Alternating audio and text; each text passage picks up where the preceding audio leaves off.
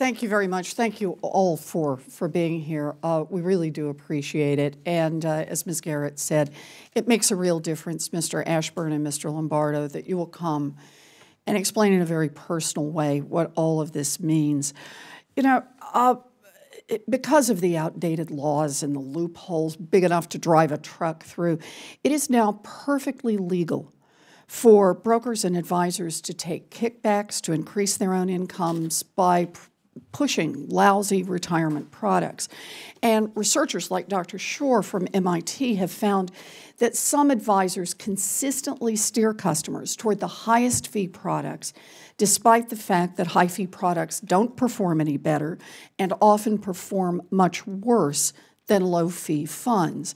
So I just want to explore this a little bit more. Mr. Ashburn, you've told us your story in great detail here, and I'm grateful to you for doing that.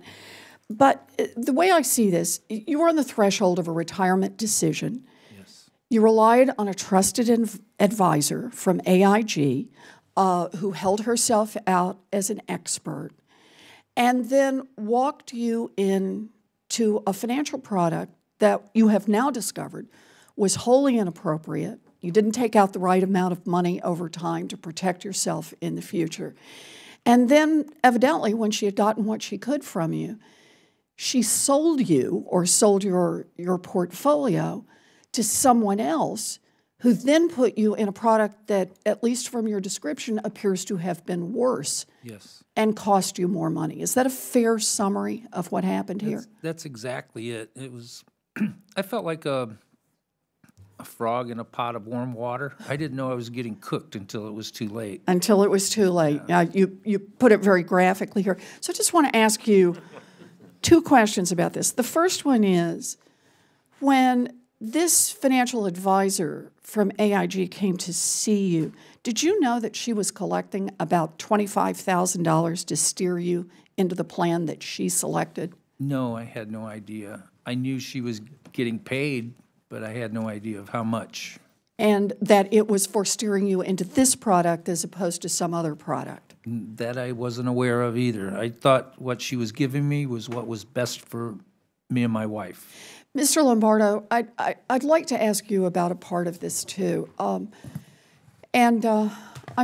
sorry for your loss. Sorry about the loss of your father-in-law, and very much appreciate your being here. Thank you. To be able to talk about what happened.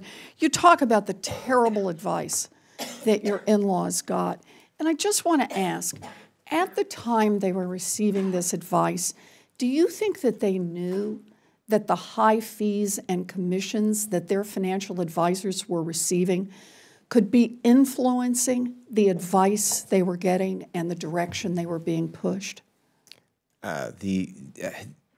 Influencing the advisors to put them in those. Do you think they knew about the compensation arrangement that that the advisors were getting paid to push them into these products?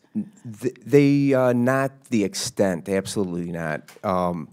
Had they actually been able to see that there was, tens of thousands of dollars from that initial sell-off, I'm quite certain my mother-in-law would have not gone for that. Knowing her and who she is, and she was looking for help. She was looking for an investment that would give them a decent return. Anybody that knows my mother and father-in-law knows they're not looking for any free rides. They'll pay what they are looking, when they need something, happy to pay it, but I'm quite certain she did not have that knowledge. And can I ask you, just because I want to make sure we get this on the record in a way that's accessible for everyone, can you say just a word about what the impact has been on your mother-in-law of this terrible financial advice?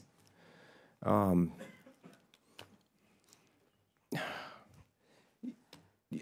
whole life has been turned upside down over the last 14 months, not taking into account the financial portion. Put that on top of it. This poor lady, I couldn't imagine, you know, they didn't take the big vacations. They saved. It's taken a great toll on her.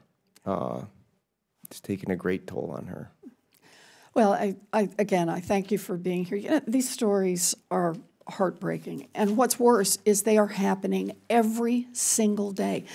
Most people don't really know that they should be on the lookout for this problem. According to a study by AARP, more than 3/4 of individuals don't even know that many of these salespeople don't have to offer investment advice that is in the customer's best interest.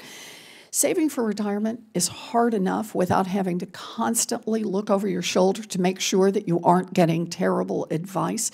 It's time to change the rules here so that all of our retirement advisors, not just some of our retirement advisors, are looking out for the best interests of the people they serve. So thank you for being here.